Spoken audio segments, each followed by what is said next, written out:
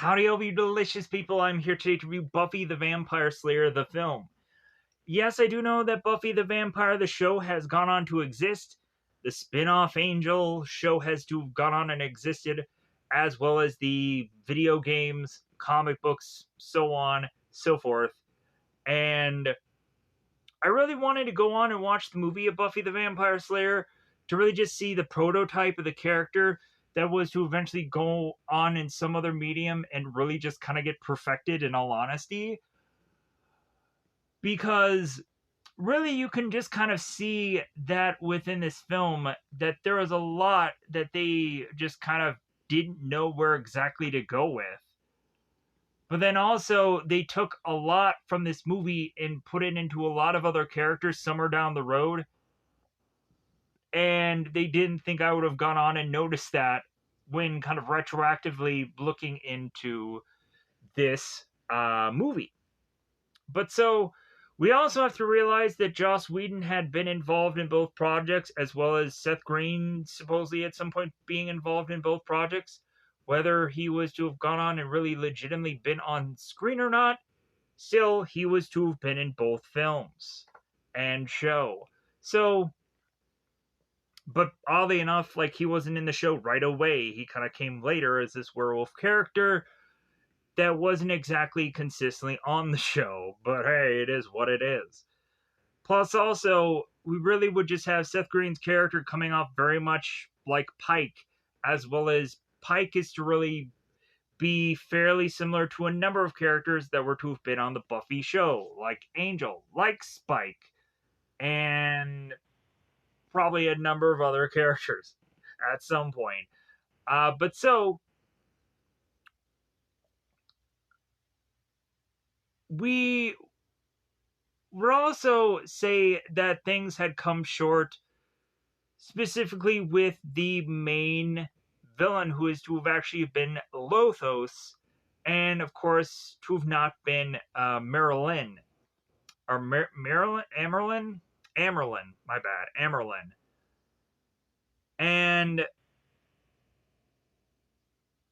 that of course is to have been played by I think Paul Rubin, the guy who recently passed away, who of course is to have been known by playing Pee Wee Herman, but also to have been on this film. And so, in this movie, we get the Dark Ages Buffy and we get the Light Ages Buffy. And same exact looking characters in both. And in all honesty, I think the show eventually did that a lot better, as well as also recreated Buffy's very first outing, which was to have been done here, similar to how they did it in the show. But yeah, we would have Spike at one point going on and stating that he had gone and killed a number of different Slayers in the past in the Buffy show.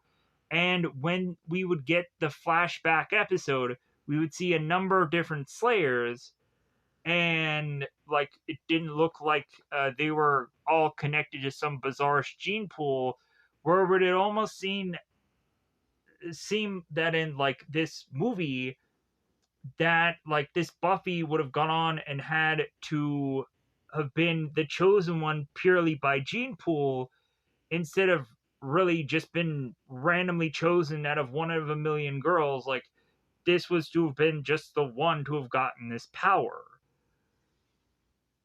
And then in the later parts of the Buffy the Vampire Slayer show, it seemed that a number of girls were chosen. So not exactly the chosen one, but one of a group of other ones. And then it really just kind of weakened the show. The further, like, the way that they tried to end the show was just like, well, anybody could just be Buffy now. And, like, I was like, no, like, that's what made her, like, the title character. But anyways, I'm going far too into the weeds of that show. But so anyways, we would have Merrick. Merrick just bizarrely comes off as this very pervish guy that just keeps popping up like a ninja out of nowhere. to go on and just continue to tell Buffy like how chosen one she is, and like throwing a knife in her face and just being like, well, yeah, that's how you're the chosen one. And how about you come into my van and have some candy, and and we'll have a good time. And Buffy's like, yeah, that sounds good. That's really what Merrick is. Like, this guy just kind of promises this girl all of this nonsense, and she just takes it, and she's just like, okay, yeah, like, this just in my brain, just from all these weird goofy dreams that I've been having, like, this just makes sense. There's no real verifiable proof that, like, there had ever been any of these Slayer Buffy characters prior, and like, there's no lore, there's no book that is to have like had some kind of like Slayer guide or something that is to be handed on to Buffy, that all these other Slayers had gone on to just kind of learn, or like there's not a journal or whatever that has some kind of real like like proof of length of time that these Slayers have existed in the world.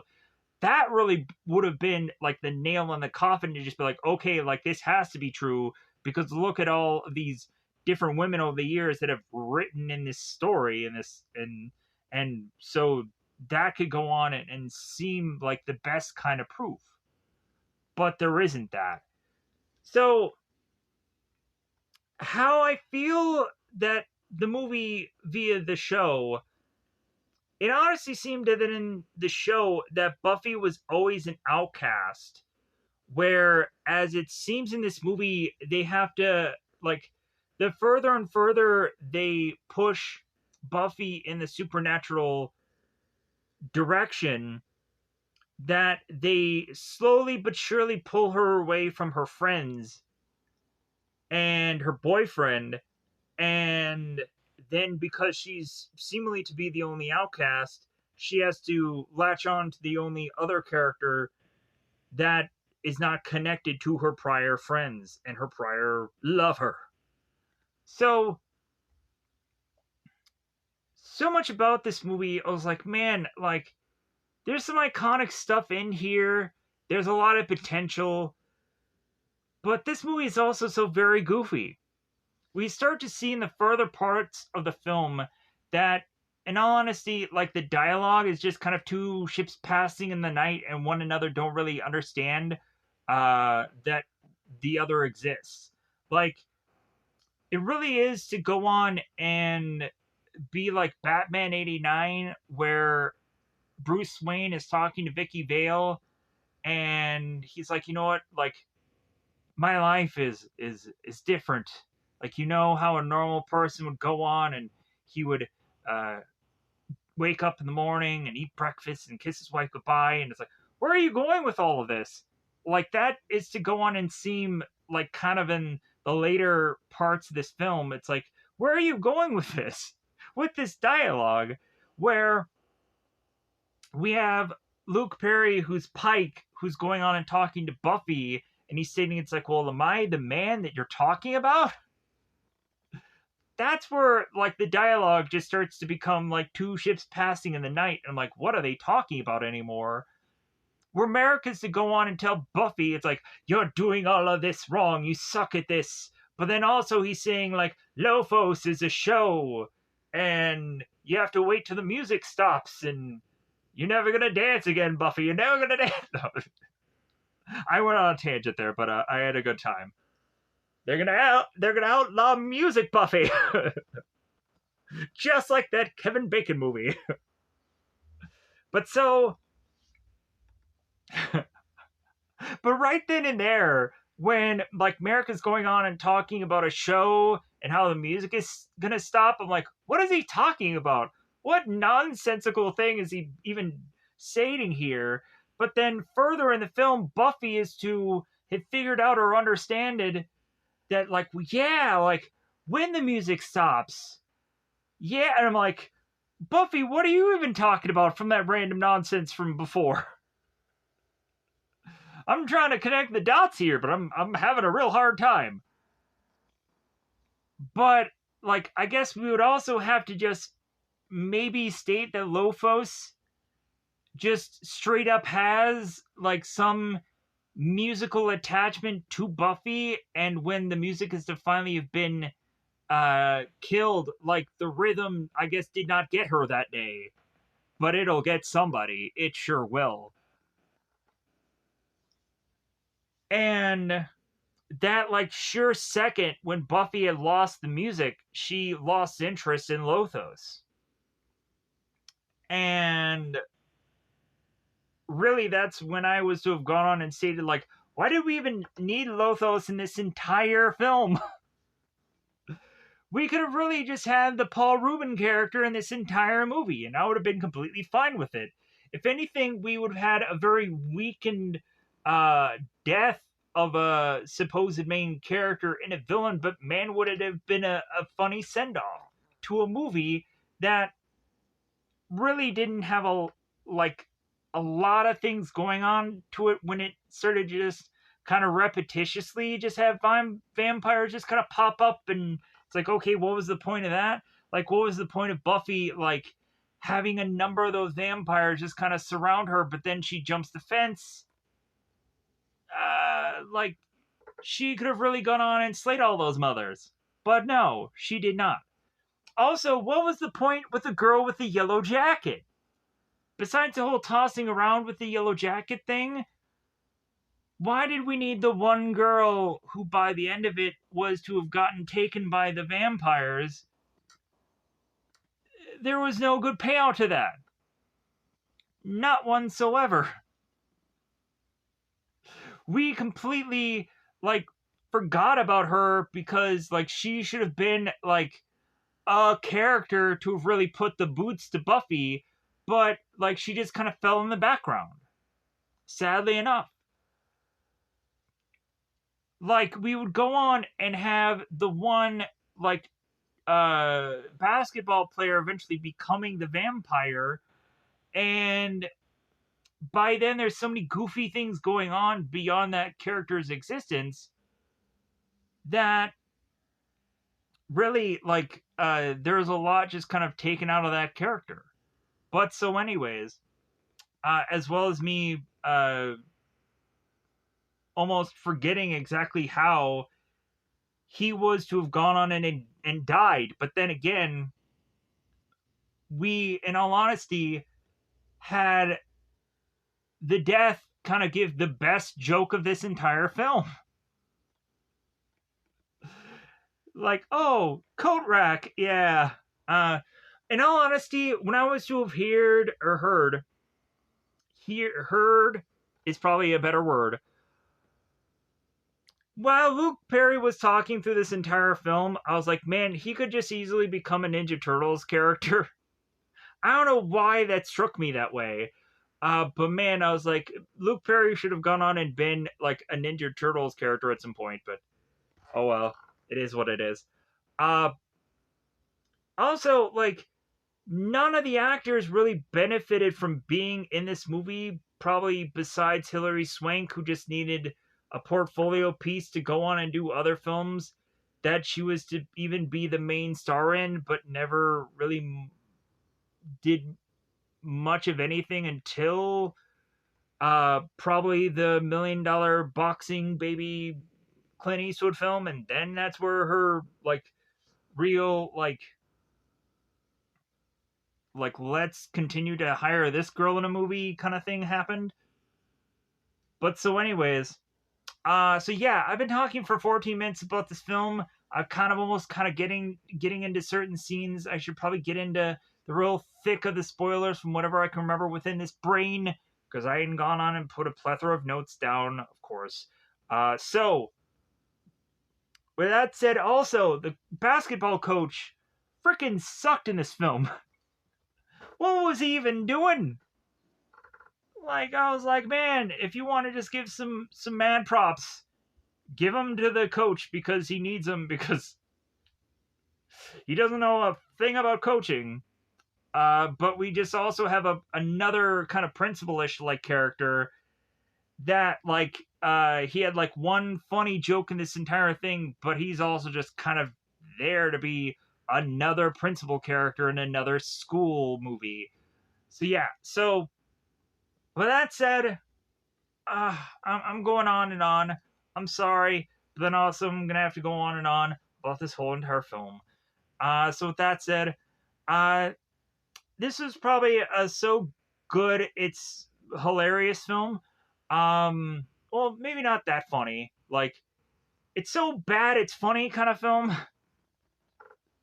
It's so iconic. There's something about it, but then again, I can't go on and just viciously thumbs up it. Like I can just state that I feel that this is to be a vehicle to go on into other things and also just enjoy a very goofy supernatural film that I don't think goes enough into the supernatural with its time. So, but that said, it has to go on and just be a bad film, sadly.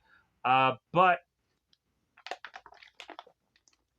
let me know in the comments below if you are to go on and love Buffy the Vampire Slayer. Maybe you just liked Angel.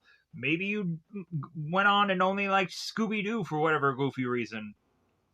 Let me know any supernatural themed characters that you were to have gone on and liked in your time. Because maybe at some point I'd hopefully like to go on and dip into more of the supernatural stuff. Also, hearing at some point that there's probably going to be a there's going to be a Scooby Doo show eventually going to be done again because we have to have more Scooby Doo content for some freaking reason. But anyways, let me go on and let me pause here. Let me whip out my thing called a cast list, and then I will hopefully go on and rattle off all the things that were to have happened upon this film. Because I am a man, right? The man that you're talking about, me? Man, if only I can go on and get David Arquette to just float near my window at some point in my life. My life would be complete. Is he gonna ask me what my favorite scary movie is? Anyways, let me go on. Let me get into spoilers. Because it is spoiler time, spoiler time. It's about that time again to spoil this film. By the way, where can you go on and see said Buffy the Vampire Slayer? If you were to not also go on to see Buffy the Vampire Slayer, the show on Hulu and a number of other things, you can go on and be able to see this movie for absolutely free on a app that is to be placed upon the Google Play Store, which is to be Zelliphonic. Zelivonic. Or there could be also other apps that could possibly still exist on the Google Play Store, like Manic, Mannic. As well as also, there could be having you go on to Google to search an APK download for an app called HDO Box to be able to see a large variety of things, as well as also to see Buffy the Vampire Slayer, the film. So, with that said, let's go on and let's talk about this film. So, we would of course note that there is to be some some dark ages, and some light ages in this movie. So, we would come to find that there is to be a brunette Buffy in the Dark Ages to be alongside Merrick, who would have to just uh, be like a different time period ancestor of Merrick, because we can't just say that either one of these characters are just immortal and they've lived forever, even though honestly Merrick's side it would make a lot more sense. But then also, like, you would have to compare Buffy the Vampire Slayer a lot to the Highlander movie slash shows that they go on and they have things called the Watchers and so on and so forth. But anyways, the Dark Ages Buffy and Merrick had gotten together, but then when they are to turn around and face foes like Lothos and Amelin, they are to, of course, fall prey to death. And so we would come to the light age, the age of California, the Valley Girls of sorts. And we would, of course, come to find out that Buffy the Vampire Slayer character that is to be carrying this film is to have at first been a cheerleader and is to be at this basketball game where she is going on and doing a halftime show for way too long, I feel, for this movie. They could have cut that out of this film. But so, like, Buffy is dancing along with a lot of the other cheerleaders doing this whole thing, and we would even have to have Hilary Swank's character, Kimberly, who's in the stands, and she's just really getting into it. And the one guy sits next to her. It's like, huh? It's like, and then he's like, okay, I guess you don't want any of this. So after that whole business of dancing for far too long, like 7 minutes rolling by, I'm like, come on, let's get to the supernatural part. And then I'm still consistently waiting for the supernatural part.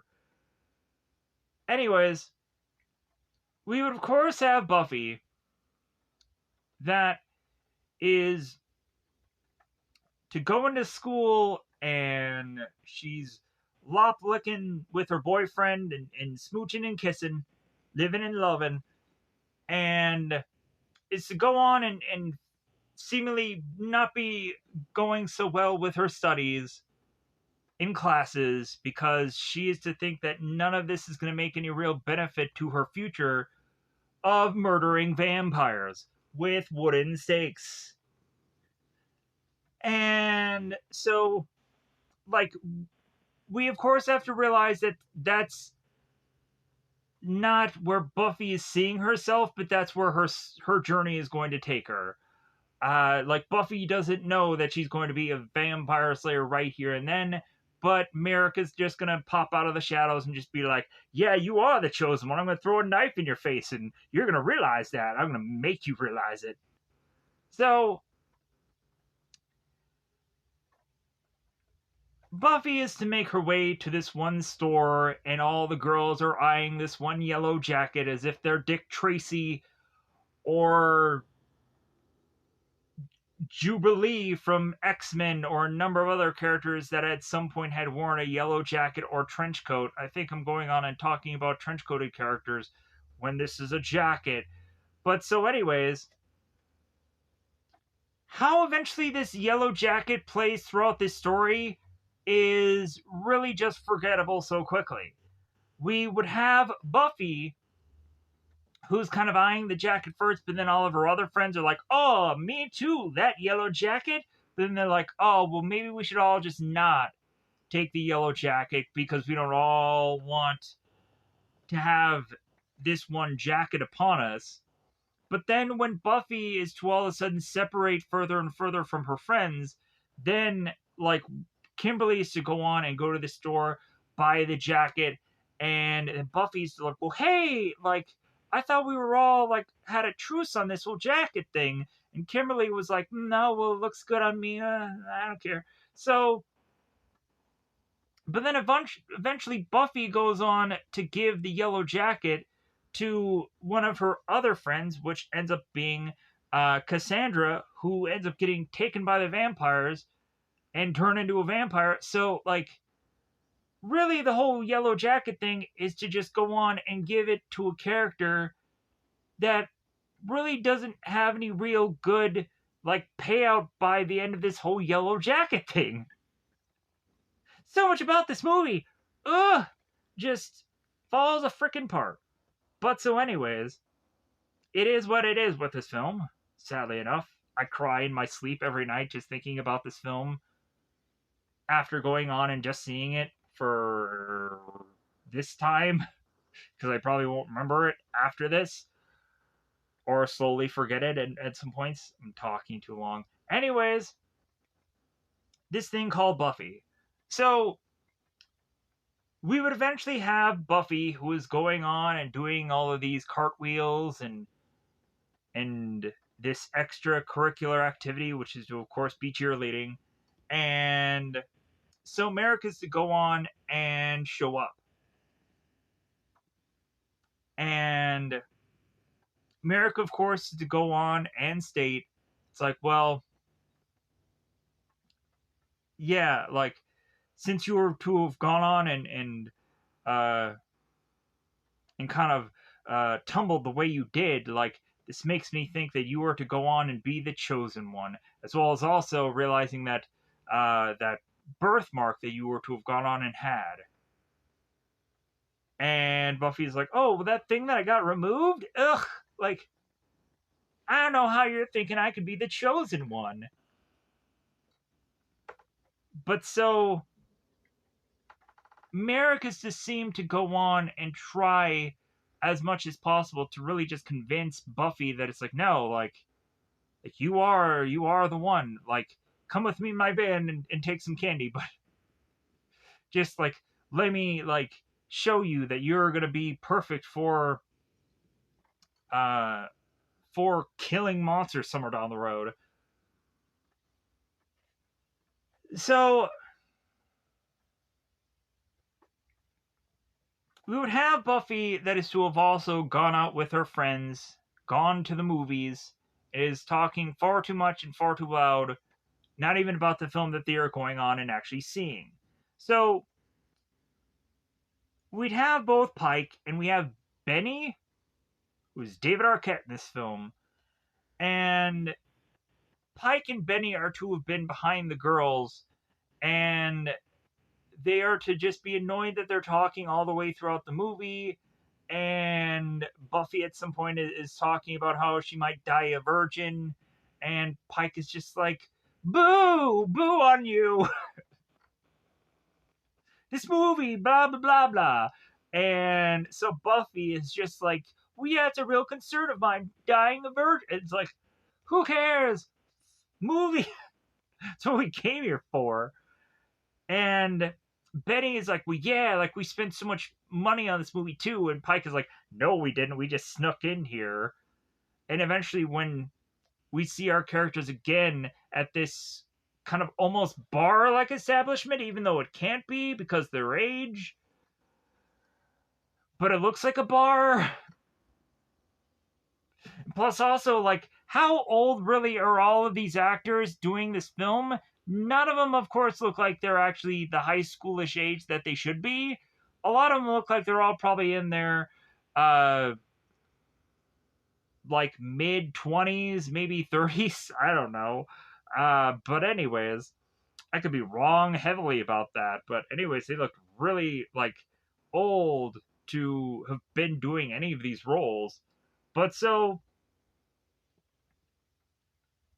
after the movies, we then would have Buffy, who is to be at her place with her boyfriend Jeffrey, and the two of them are sharing popcorn and they're watching something on the television. And I'm like, why did this scene need to take place? Why couldn't you have gone on and had Buffy with her friends and then her boyfriend possibly shows up and you could have had this whole scene right then and there, and like Jeffrey could have gone on and uh like maybe socked Pike in the face or something along those lines. Could have been a more interesting scene than eventually what becomes the Buffy and boyfriend scene that just kind of goes nowhere. But so again, going back to the the Merrick and Buffy stuff. So Merrick goes on and convinces Buffy to like, well, hey, like you just have this ease about you to be able to just kind of do this compared to all the other girls, so you have to just be the chosen one. There can only be one, and that's you, but there's going to be 30 billion other ones of you, especially after this movie wraps, because there's going to be a whole show. Yeah, there's going to be a lot of Slayers just knocking at that door. So, sadly enough, like I get that kind of Joss Whedon also is to own Buffy the Vampire Slayer, so I don't think it's ever going to go on and really become another thing based upon uh, the whole trauma that eventually, or drama or trauma or whatever, that it kind of had after the fact, where we would go on and had like certain like people come out and kind of state what Joss had gone on to do during the part of that show. But then also, we would have characters who the guy who went on and played Spike on that show was to have Joss very upset about him just straight up becoming a popular character on the show. And Joss was like, well, I'm going to kill your character. I don't care if you're popular. I don't care if the girls love you and the guys want to be you, whatever. Like, I want to kill your character off. And the actor is to go on and just to have stated, like, whatever, man, it's your ball. Like, it's your thing. It's like, I don't care. I'm going to collect the check regardless of what you have to say. Like, kill me off today, kill me off tomorrow. If the check clears, like, whatever you gotta do. Like, hey man, if you're gonna have me eventually like be on Angel also after this Buffy show runs a course, then then yeah, I can keep collecting a check after that. Wouldn't it be wonderful? So yeah, I'm talking so much more about the show than I probably should.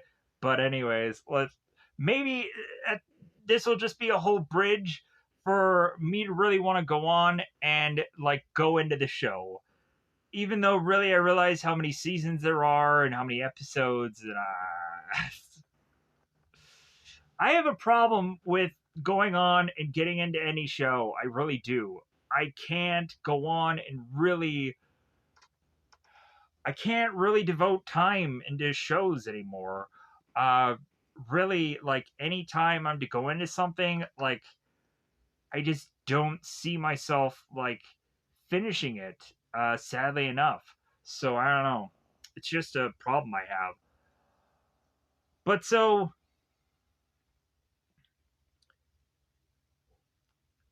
we would have Buffy going with Merrick to go to this graveyard. So here is when I'm going to kind of not be exactly sure how this is all exactly going to play out within this tale, but just kind of run with me on this journey of adventure. And so Buffy and Merrick are to go on to this graveyard and kind of just wait for some graves to just be popping out. So Buffy is to really have assume that she's not going to really go on and do anything, because Merrick is to just say, it's like, oh yeah, you can just kind of just stand there and I'll go on and I'll do all the heavy lifting. But then when Merrick is to go on and kind of get kind of tossed over a vampire's shoulder, that is to be when Merrick is like, Buffy, help me. Help me, Buffy. Save me. Celebrate my Buffy. And so Buffy just comes in and she just like takes this wooden stake and just like, yeah, stab, stab, you're done, stab, stab. Man, if there just would have been a handful of vampires surrounding me, I could just quickly just stab them all, just like as if it's nothing. Just have a good old time, just stabbing all these vampires all at once. And so the funny thing of it is, like, we then have Merrick who's like, well, like, it's a good thing that you just luckily just took all these vampires down, but let's actually turn around and train you to do all of this properly by giving you combat training, making you look like Elektra from the Daredevil movie, Elektra Nachios. So here's also a funny thing about Christy Swanson, who ended up playing Buffy in this film. At some point, she had gone on and stated that she wanted no connection with any of the movies that she had ever gone on and done. That, in all honesty, Christy wanted to be deep faked or something or another to not to have actually have been in any of her films. And so I'm like, well, yeah, I guess considering now all the checks cleared, you're not getting royalties anymore. Like I'm sure you're getting 10 cents here, 5 cents there, maybe for something you may have gone on and done, but that's lucky if you're even getting that. More than likely, half the time, even some of the big, massive films, people are getting royalties for like a penny or 0 cents, and they're like, seriously, I'm having to cash some check that. But they're like, no, no, no. Like, how about you just frame that as a joke? All right, yeah. So, kind of like a number of YouTubers, right? They get like donut holes worth of nothing, but they still have to cash those checks anyways. But so, for those who are actually getting paid. Yikes. But anyways, we would have Buffy, who is to go on and do the normal montaging, almost Rocky level of her like going and doing this kind of this tussle, and then she throws the spike perfectly into a dummy's leg. So I'm kind of like, man, like, in all honesty, like, really Buffy should be trained for very much close combat instead of having her to be flinging blades from a million miles away. Like, that really makes no sense to me because, in all honesty, like, how they eventually build up Buffy in the show is that she's like very strong and like she like has like seemingly all of the similar characteristics of the vampires but none of their weaknesses, and it's kind of like a Blade like scenario.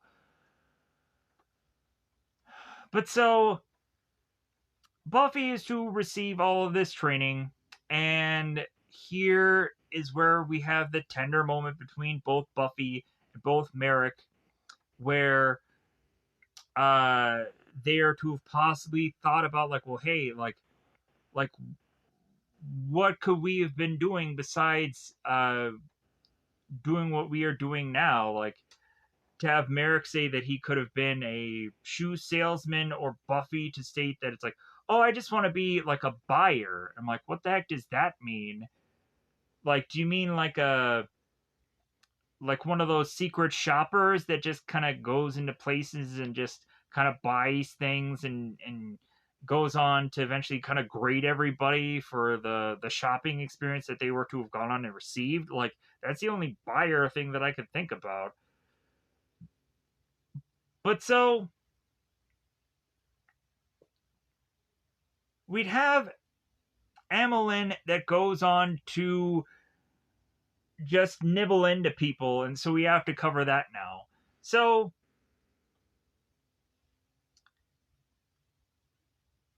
Buffy and the girls are to make their way to this bar to go on and chat it up, which would of course leave both Pike and both Benny to go to the exact same place.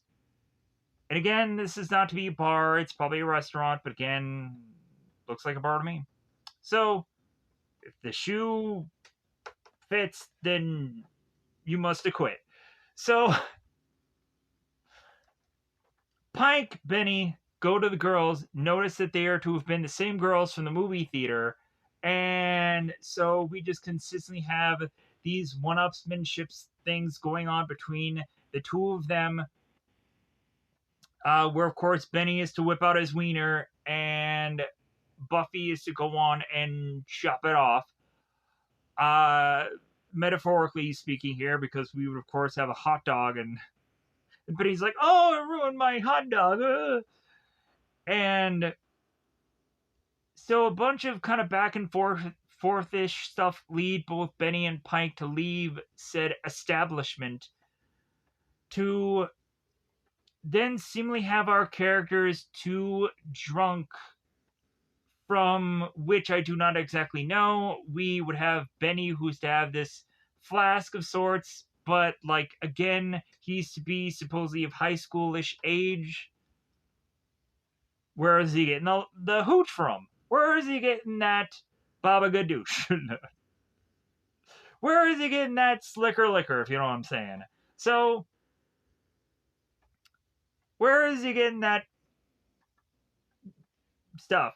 Anyway, so Benny and Pike are to go on out of this establishment and are to kind of fall off into a place on the side of the road while Merrick is to be driving off as well. And the two of them are talking, and Benny is to state, it's like, well, hey, man, like, if I get one more drink, like, I'll start locking lips with you. And Pike is just like, yeah, like, just for you to, like not treat me well, or some, like, he has, like, some kind of weird backhanded comment. So, just for you to, like, forget about me in the morning, or not look at me during. So, we would come to find Pike, who is to just kind of fall over because he's a drunk and he probably almost passes out.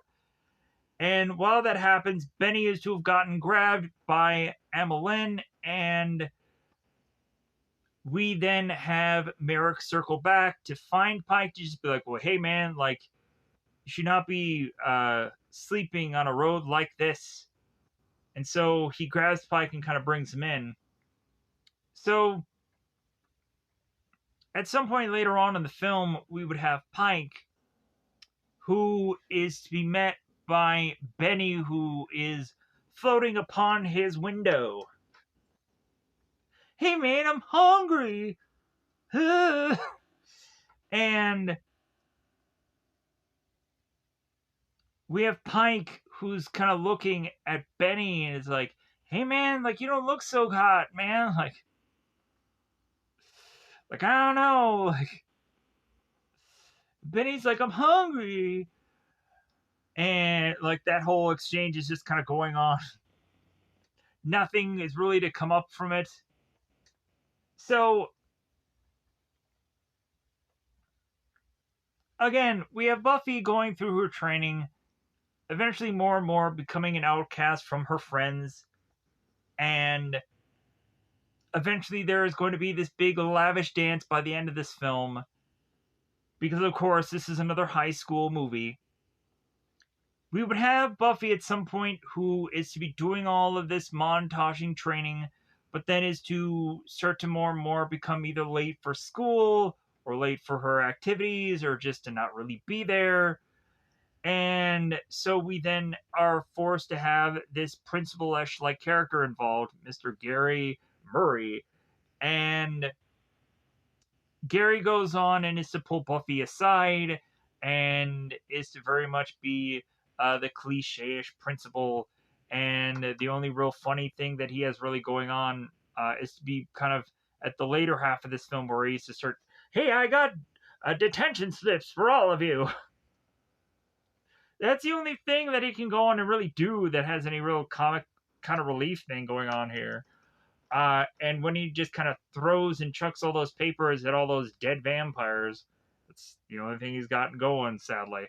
If anything, he's probably a lot better used in movies like Dodgeball, in all honesty, but probably a plethora of other things at certain times. But so,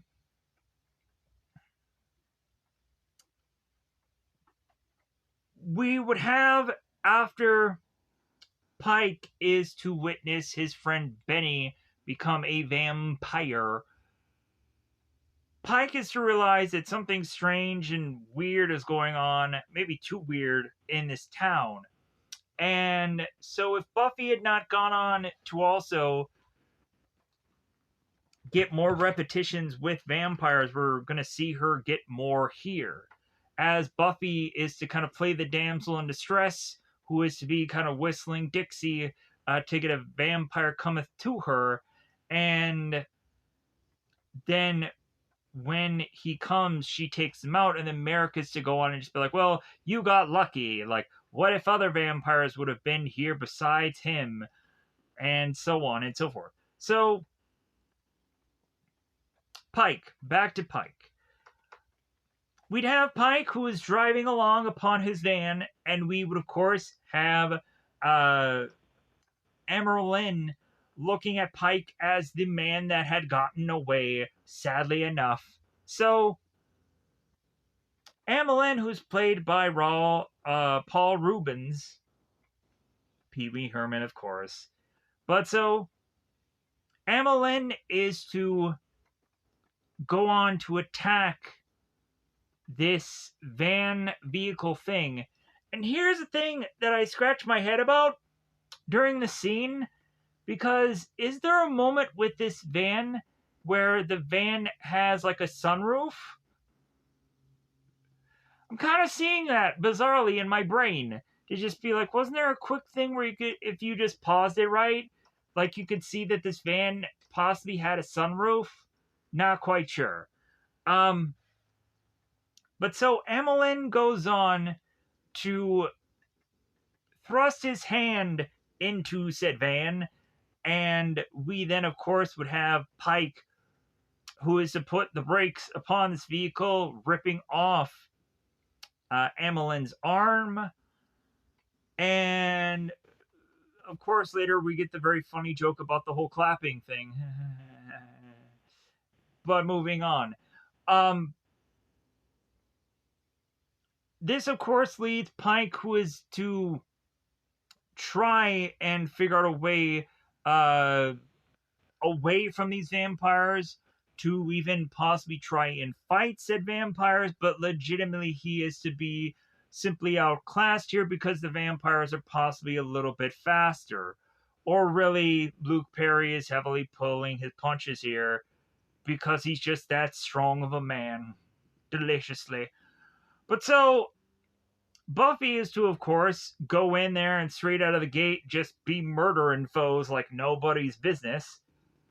And so Buffy goes on and is to see that that Pike's character had broken the guitar. So Buffy is to take a guitar piece and stab into one of the vampires. So Merrick rolls in and he's just like, well, hey, good improvising. And Buffy was like, well, hey, like I had limited options here. So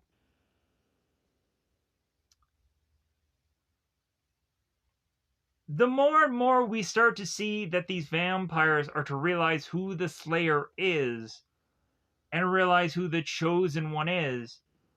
Even furthermore, when there, of course, is to be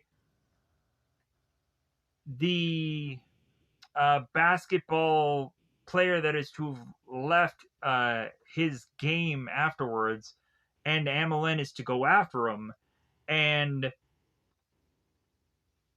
Buffy is to then be this cheerleader at this basketball game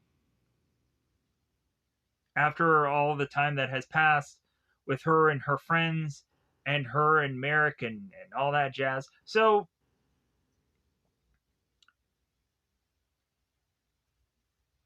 we would then have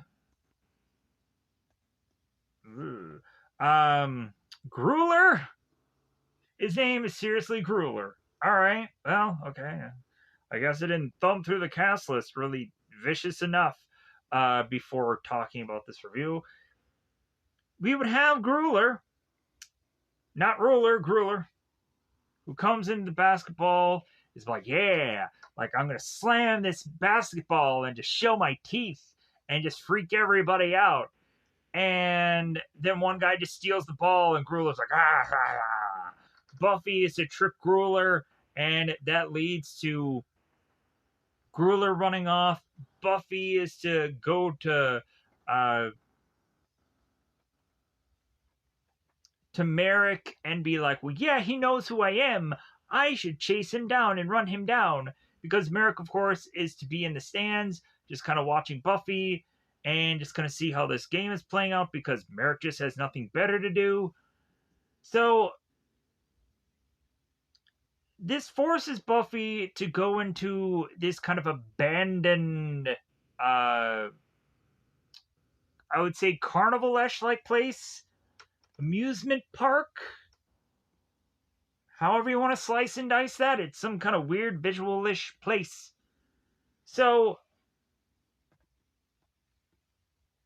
because I feel that I've gotten everything else down with Lothos and Animal or Amelin,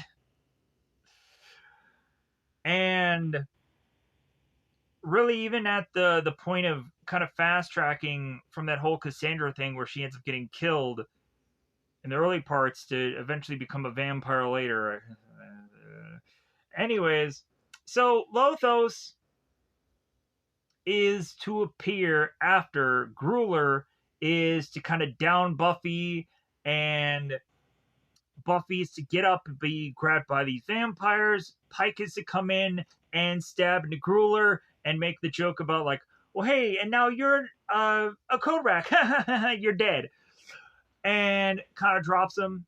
And then Pike goes into trying to get to the vampires, but he sucks at it. So Buffy has to kind of go in and do this whole kind of jump on top of this character, but then also falls onto Pike. And we get this almost kind of like kissing moment. But then eventually this leads to Lothos stabbing into Merrick because, of course, when Lothos is to meet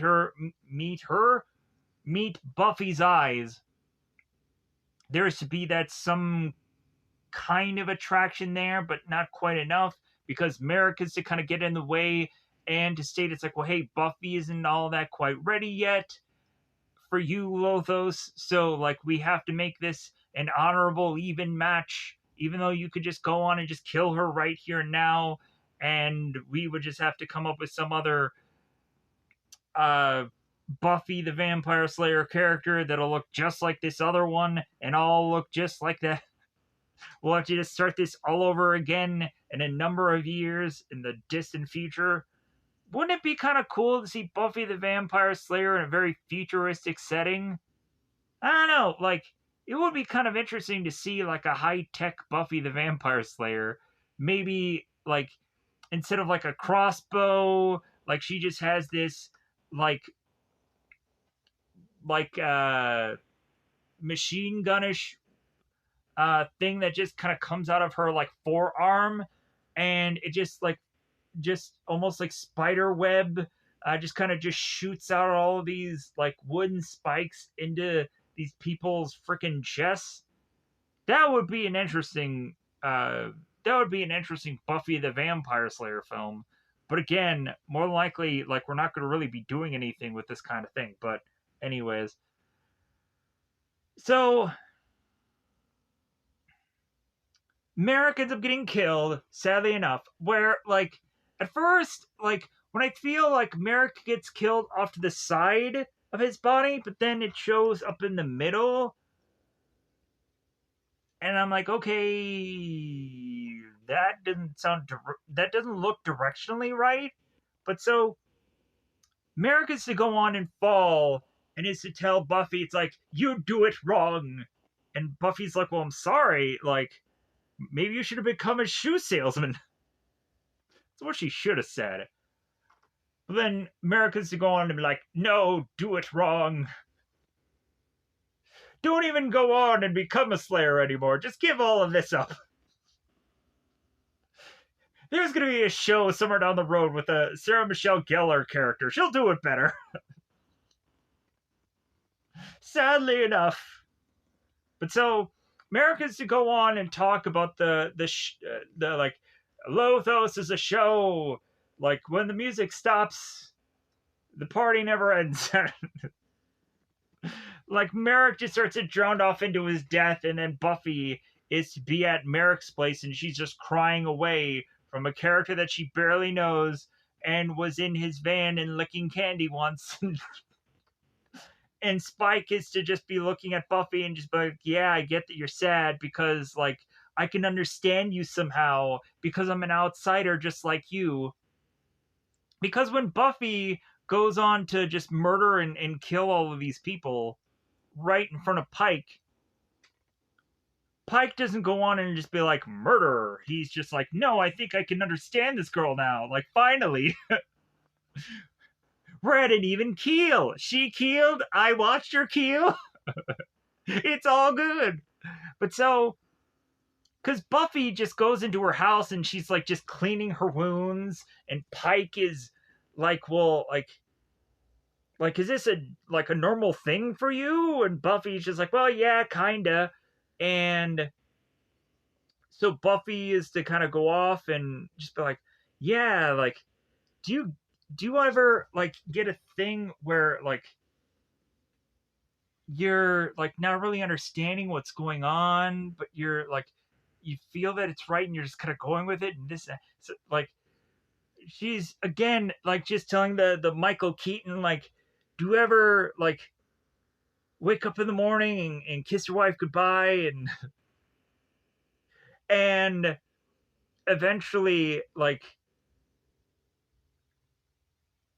Buffy is trying to rationalize. You could see that she's like rationalizing all of this in her head. Just be like, well, yeah, like, do you ever have a time in your life when you're just kind of doing all of this, like, just stuff that you don't really understand, and eventually you get to a point where you're having to rationalize all of this to a man that you barely know, and then Pike is just like, well, like, am I that man? Am I that man in that story? And then Buffy is to just kind of start walking away and say like, well, hey, you can go on and you can kind of sleep in like our guest room. And Pike is just like, well, no, I'll just kind of stand here and just kind of wait to see what happens, like to see if the sun comes up, because maybe the world's ending now, because I saw vampires. But then eventually, like, Pike gives Buffy the like, well, yeah, like, I get what you're trying to say, like, so much about this world is now seemingly like you took the red pill instead of the blue pill, and like you're trying to rationalize like seeing monsters for the first time. So like Pike going on and really seeing that vampires exist beyond seeing Benny, like he's trying to rationalize this all in his head now with Buffy. So after Merrick's death, Buffy is to want to go on and want to be more selective of what she's to go on and do. Buffy is to not go on and like decide to like go into training or go into like preparing for the Lothos fight. She's gonna go on and buy a dress because she realizes that this dance is coming up, that maybe she'll go on and dance with Jeffrey at this dance. But then when she goes in there, yeah, it doesn't quite play out the way she wants it to. So Buffy is to go on and choose to go to the dance, to choose to buy a dress instead of having to go on and fight for her life. And so Pike is to try to convince Buffy, it's like, well, like, but what did Merrick just say? And like Buffy is just like, no, no, no, no. Like, I'm just gonna live my life. because also, like, Buffy was to have heard from Merrick, it's like, hey, like, you do it all wrong, but do it wrong. Like, don't try and take every word that I've ever said like it's the Bible. It's like, if anything, just kind of like choose the greatest hits of what works for you and just keep going on with this. So, Buffy then, of course, gets this dress, which of course leads uh, Emmeline to talk to Lothos and just be like, well, hey, like, since we've now outed the Slayer, we know exactly who she is. We know where, like, she can be found. Like, how about we kill her now? How about we finish this up now? And Lothos is just like, no, no, no, no. Like, I want to go and I want to dance. And Animal is just like, okay, all right. And Lothos is like, how about you get that arm checked out? Let me give you a little dunda, dunda, dunda, dunda. Oh my god, that violin song is gonna get stuck in my head for the next month. I swear. Oh my god, after hearing that song, I'm like, it's gonna get ingrained in there. It's never gonna let go. And I'm gonna be consistently after trying to drown out that song with the band Nothing More or any other song that I can get my freaking hands on. Like, I'm still in the background gonna get the dun-da, dun-da, dun-da, dun-da, dun-da, dun-da. Still gonna get that freaking popped in there somewhere. Man, that sucks. So, we would have Buffy. I'm sorry I'm all over the place. I'm dancing around here like it's no tomorrow. My bad. Oh well, it is what it is. I'm not good at this. I never said that I ever was. Plus, also, I don't do these scripted as often as I should. And then when I go on and I do scripted ones, like, I don't like how they eventually came out anyways. So, like, because really when it gets to the scripted thing, I'm just like, I don't think I have enough jokes in there. I want more jokes. Anyways, oh well. We tried. We had a good time, right? It's some laughs. So, anyways, Buffy is to, of course, make her way to this dance as we have Pike who's just shaving away at these pieces of wood, random uh, wooden brushes and rulers and all kinds of other random nonsensical wooden spiky things. So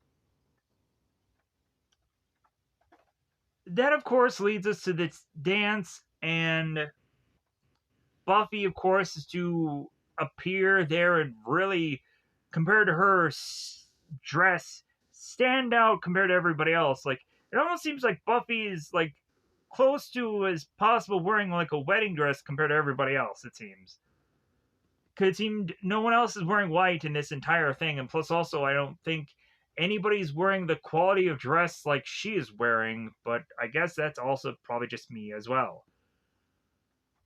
So there was also a moment where like Buffy was talking to her mother in this movie. And I'm like, what the heck? What? Why do we even need this scene in this film? But anyways, moving on. Buffy at the dance. Freaking got some ADD going on. I don't know what it is. So scatterbrained. Blah blah blah. Let's finish up here. So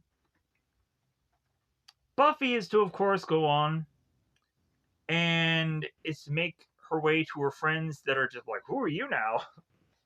We forgot about you. Like, you were the flavor of the week, baby, but that flavor just couldn't save her. So Buffy makes her way to her friends, and her friends are just kind of like, yeah, like, we don't really know you anymore. So Buffy is just like, well, yeah, like, is Jeffrey here? And the girls are like, seriously, you were thinking that guy was gonna hold the torch for you? Like, he's gonna eventually be in the parking lot like 10 minutes from now, just banging away at this girl. that he was to just ask out. And so Buffy turns and sees Jeffrey with this other girl, and we're purely heartbroken, right, by this whole decision. No, we're just thinking that obviously Buffy is going to end up with Pike because it makes the most sense. And so Pike is to go on, make his way to this dance, there to lock lips, to dance it out. But then the dance ends up getting interrupted by all the vampires making their way to this dance.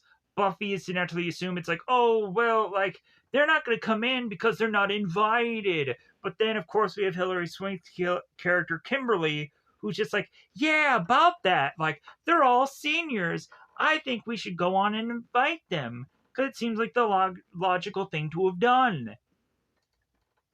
So Buffy is just like, well, I guess I have to go out and face them all one by one, or in a group sandwich package. So Buffy is to go on and try to fend some of them off, but then she jumps this fence, starts to run off, and that ends up having Emmeline, who's just like, I got this. You guys just surround the perimeter and at some point break through some of these windows, but really aren't going to do a lick of much of anything. And so we would have Buffy followed by Emmeline, and so Emmeline is to go on and start cracking jokes about, like, well, I'm going to get you, Buffy, and your little dog too. Buffy, are there some times you don't feel all that quite fresh? God, oh my God, I just died. I died just a little just then, but then I came back to life because I realized I had to do this review. But man, I just died laughing. It was good. You got me, Anna Lynn. You got me laughing at you. So we would, of course, go on and have this lead to having Emmeline think that he is to seemingly get the drop on Buffy, but then Buffy is to drop a ruler upon his chest. And again, we get an iconic scene of his, ooh, yikes, yipers. Ooh, yeah, and then he's kicking the wall, and then he dies. While Lothos is dindy with his violin.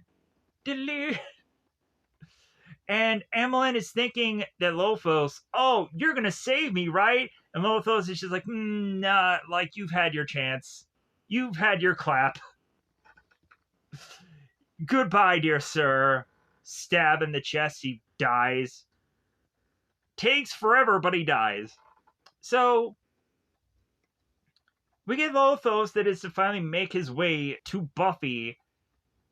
And they are to almost seemingly have a neck together with neck lip connection, but Buffy, after going on and finally having the dance finally cut the music that they're to have, as well as the violin was to have stopped at some point, Buffy is to realize that that's all their connection was. It was the music.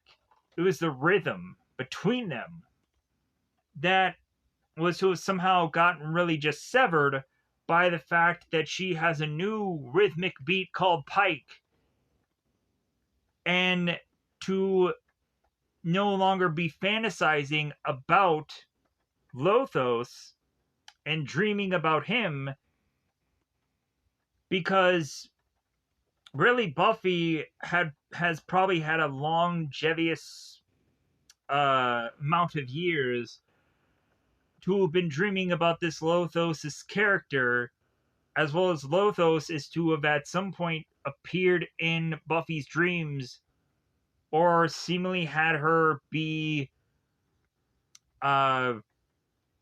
seemingly laying on top of him at some point, where she's to have this ribbon on her hair, and Lothos is to just be like, yes, just here's your teddy bear, and here's my van with the candy. Just go in my van, god dang it. I have candy. I have the sour Skittles. Just come on. Just come in my van. We'll have a good time. So, funny enough, I actually have Skittles. I actually have candy for once. Heaven forbid, oftentimes I just don't have it because I'm trying as much as possible to cut weight. But yeah, because of my arm injury that I'm to have obtained, really that put a wrench into a lot of things. But I'm trying as much as possible to figure out a way to get back in that momentum. But man, is it freaking rough. But anyways,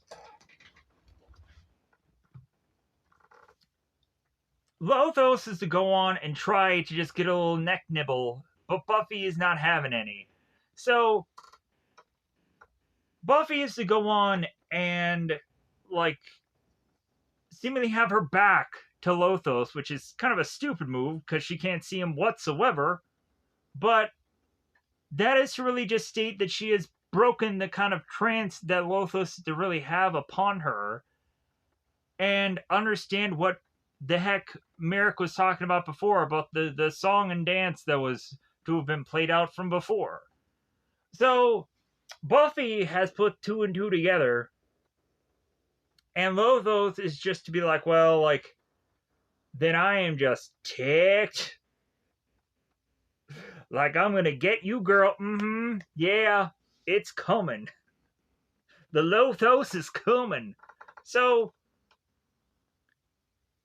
Buffy is to try to figure out a way uh of getting Lothos fast away from her, and so she is to whip out her magical cross. And we would have Lothos just be like, seriously? Like, you think that's going to save you? And the cross is to burst into flame. And Buffy's to go on and just be like, no, like, I feel that my keen fashion sense is going to save me. As she is to whip out the hairspray and dose down Lothos, which does absolutely diddly frickin' nothing. Sadly enough. But we also have Buffy, who is to have gone on and used that joke not once but twice now. She used it on Merrick, and Merrick had a good laugh. So, Buffy is to go on and make her way back to the dance to murder a bunch of vampires, and then also is to make her way to Lothos. So, Buffy is to eventually see a flag that she is to be able to grab. And so she's fighting with Lothos, who is to now whip out this sword. We have the principal who's like, oh, yeah, that's not a student. Really?